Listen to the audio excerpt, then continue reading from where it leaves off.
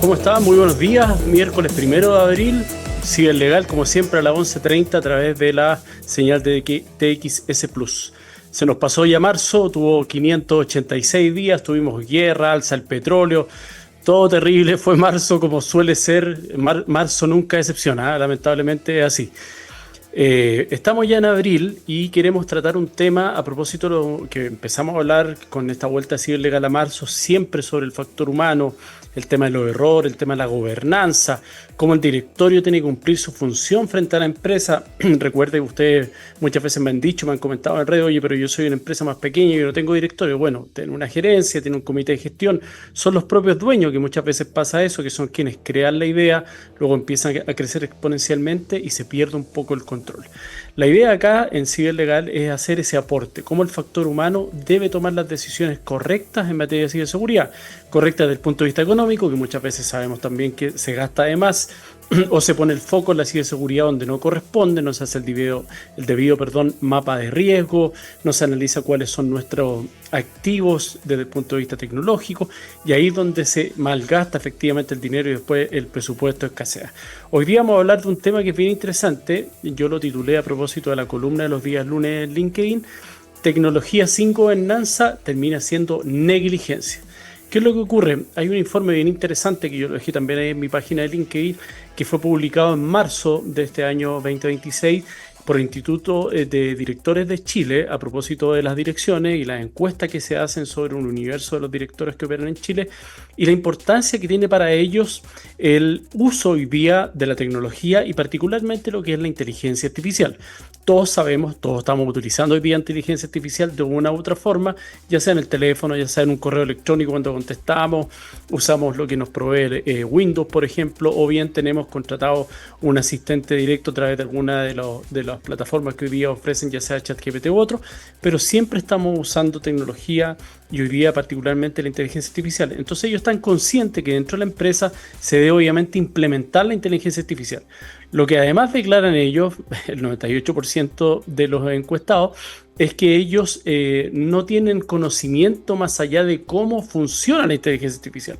Y esto sí es preocupante porque lo que ocurre muchas veces es que a mí me plantean una solución y la solución puede ser peor que el problema. Como decía la abuelita, el remedio es peor que la enfermedad.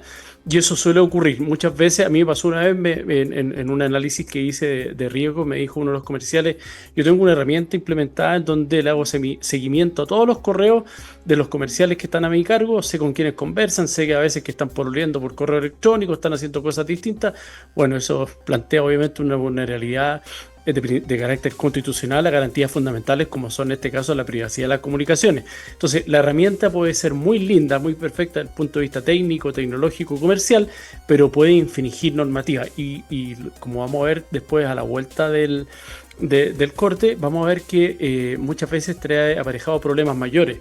Puede ser que yo compre una herramienta que tiene vulnerabilidades. Ustedes saben, los técnicos o los TI y los especialistas, me refiero, que escuchan el programa, saben que todo software por esencia tiene vulnerabilidades. Para eso son los parches que lanza Windows generalmente para poder actualizar y mejorar algunas herramientas que tiene, es porque el software nace y está destinado a irse parchando, se va arreglando en el camino. Entonces puede ser que yo adquiera un software que se ve muy lindo, pero tiene vulnerabilidades, tiene puertas traseras que están ahí plenamente abiertas, donde los ciberdelincuentes pueden ingresar. Entonces, si yo como directorio no me informo, no es que me capacite, sino que escuche a los especialistas cuáles son los riesgos que estoy asumiendo y simplemente contrato y autorizo eso, puede constituir esa decisión de gobernanza una negligencia. Y eso es lo que vamos a hablar a la vuelta hoy día en ciberlegal.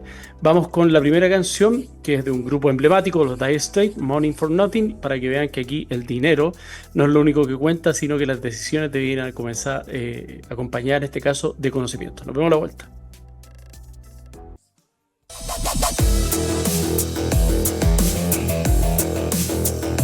Ya estamos de vuelta luego de la canción. Como les dije, hoy día vamos a hablar del tema del directorio, cuando las decisiones de gobernanza pueden transformarse en definitiva en una negligencia. ¿Cuándo ocurre esto? Cuando no se informa de lo que está probando.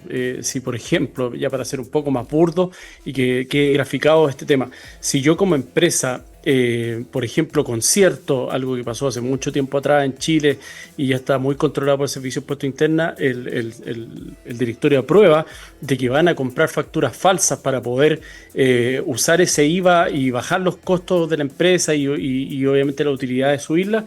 Obviamente ese es un ilícito el que están cometiendo y el día de mañana por esa decisión en particular, lo que ocurrió en su oportunidad en el caso Penta en Chile, pueden tener obviamente una sanción desde el punto de vista del compliance como empresa y también desde el punto de vista particularmente los directores en este caso. Entonces lo importante acá es que el directorio esté informado, pero además que se capacite en cierta medida, escuche a los especialistas. No es necesario, lo menciona este informe del Instituto de Directores que les mencioné, que no es requisito de que cada directorio tenga un director especializado. Obviamente las compañías tecnológicas lo tienen, que generalmente es alguno de los accionistas también, que lo delega el cargo de accionista o está a través de una sociedad y él ocupa el cargo de directorio, pero lo importante acá es que no sea un especialista en cuanto tal, pero sí que invite, por ejemplo, a las sesiones de directorio o pida una opinión externa, un informe respecto de alguna herramienta particular que va a tener un impacto relevante en la compañía. Ejemplo clásico, hoy día, ¿qué día es? 1 de abril. Ayer en las empresas en particular, 31 de marzo, se efectuaba la facturación, se recibía la factura de proveedores, se liberaban pagos, se pagaban remuneraciones. Hoy día a nadie lo llaman y le dicen está listo el cheque, venga a buscarlo, todo es a través de transferencia, está todo automatizado. Además coincide, me tocó ayer estar de visita justo en una empresa, auditoría, el área de auditoría y los contadores y finanzas eran inubicables porque obviamente están inmersos en este proceso, pero además están en el proceso de renta en Chile. Perdón, a propósito de la declaración de renta, el Servicio de Impuestos Internos, entonces es un caos. Entonces, ¿qué es lo que busca el directorio? Dicen, oye, no podemos seguir con esta situación en donde al contador, al financiero, al auditor, los perdemos desde el 25 al 31 porque están sumidos en el tema de los pagos, tenemos que hacer algo de alguna forma. Entonces, viene el área de TI junto a Finanza y les presenta una herramienta basada en inteligencia artificial del directorio que va a optimizar los pagos, va a verificar cuáles son los pagos recurrentes que tiene la empresa, va en definitiva a quitarles la carga pesada, en este caso en HH, en trabajo administrativo a la área en particular, y los va a liberar de aquello y lo va a hacer en forma autónoma. El directorio, en este caso, que es lo que hace a ojos cerrados, que es un poco el caso en particular, autoriza la herramienta, y lo que está autorizando en definitiva es una caja negra, porque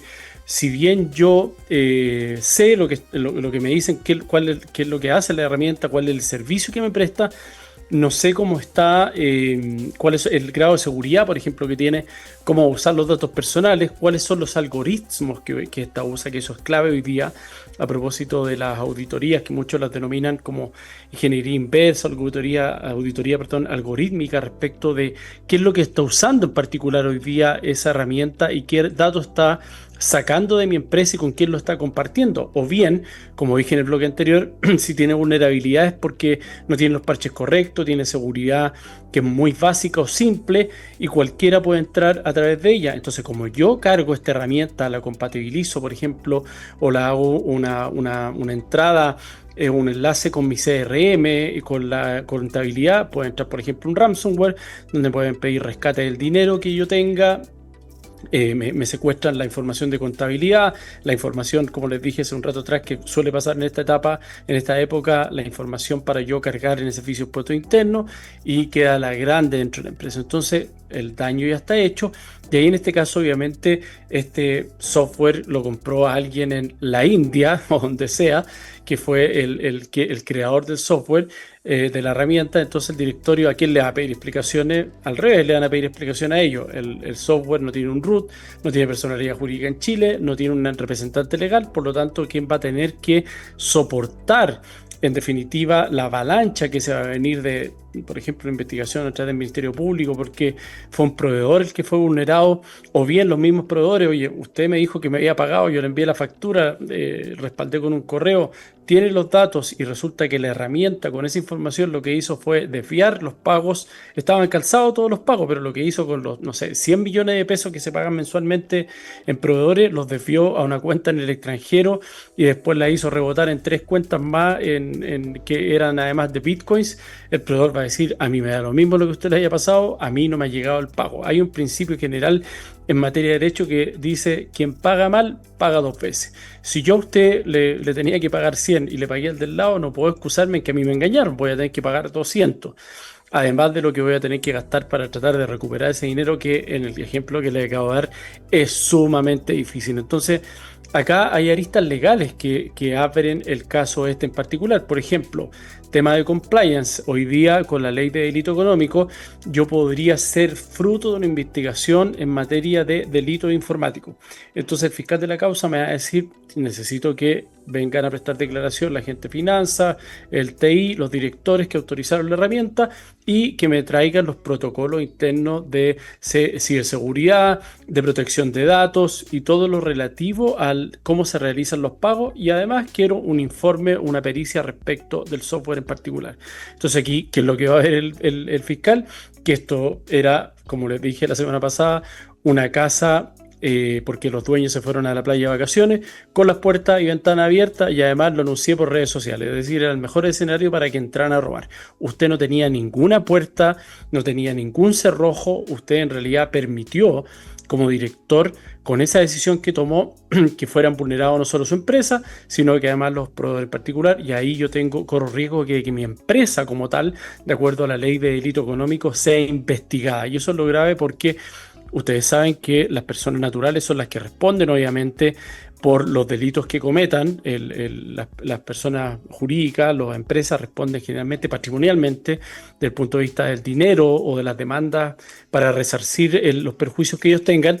Pero esta ley particularmente lo que hace es que contempla una sanción que puede ser, por ejemplo, el término de la personalidad jurídica más una multa que es generalmente bastante alta. Entonces, no solamente los directores van a verse perjudicados con esta investigación, sino que van a salpicar definitivamente la empresa, y de vuelta los directores van a tener una responsabilidad fiduciaria frente a los terceros y también, en este caso, frente a los accionistas. Así que por eso es importante que hagamos un levantamiento, pidamos un informe, veamos qué es lo que en definitiva tiene el software para ver qué aprobamos. Pidamos 3 cotizaciones distintas, la opinión respecto a este especialista en materia de informática, en materia legal, de qué es lo que conlleva el uso de esos software, si está permitido, cuáles son los datos que vamos a compartir, sobre todo hoy día con la gobernanza de datos que empieza a partir del 1 de diciembre. Así que, atención, la inteligencia artificial es algo muy interesante, nos viene a ayudar, como toda tecnología, lo que nos viene es a eficientar el uso, obviamente, de los recursos, particularmente hoy día el tiempo que es tan escaso, pero no podemos por eso entregarle todo con los brazos abiertos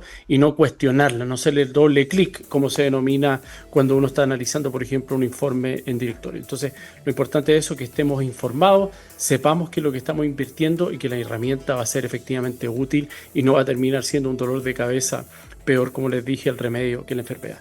Vamos a ir al corte de este segundo bloque con la segunda canción, que en este caso es Alan Parsons Project, y la canción se nos perdió. Se las digo de inmediato. Eye in the Sky. Aquí está. Nos vemos a la vuelta.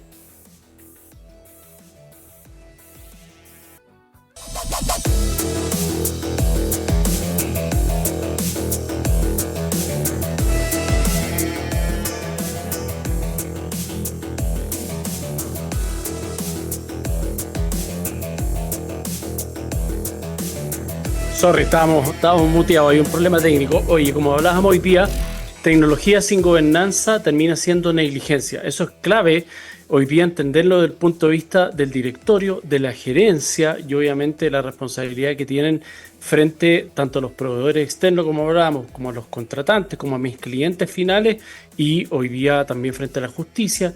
Más adelante va a estar la Agencia Nacional en el tema de datos, que es importante que tengamos claridad cómo tener una gobernanza de datos. En algún momento lo vamos a hablar, estoy tratando de agendar uno de estos días con un especialista en materia de datos porque hoy día los datos, de acuerdo a la ley, los que están más inmersos hoy día en la ley actual de datos personales, que ha tenido modificaciones y mejoras, pero han sido obviamente maquillajes, hablaban en definitiva de las bases de datos, derechamente. Hoy día no, con la nueva ley de datos va a ser distinto eso. Voy a tener que cumplir ciertos principios y reglas para poder yo usar la base de datos y tengo que responder frente al público que me haga requerimientos, pero también frente a esta agencia nacional. Por lo tanto, cambia obviamente las reglas de uso de los datos que hoy día todos sabemos.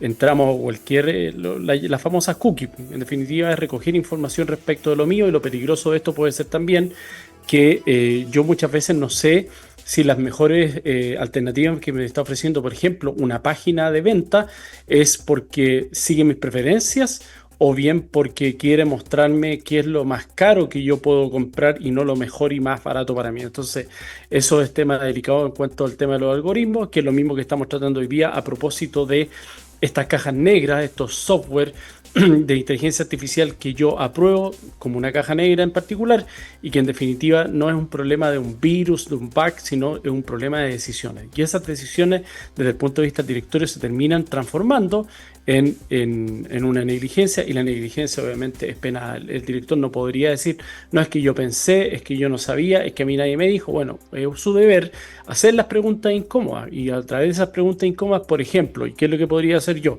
Es llamar en este caso a la persona que me está haciendo la muestra, que es la TI Finanza en el ejemplo que dimos, y plantearles, bueno, hagamos una auditoría externa que nos explique en este caso cómo en definitiva se usa el software, cuáles son los peligros, los riesgos que tiene que ocuparlo.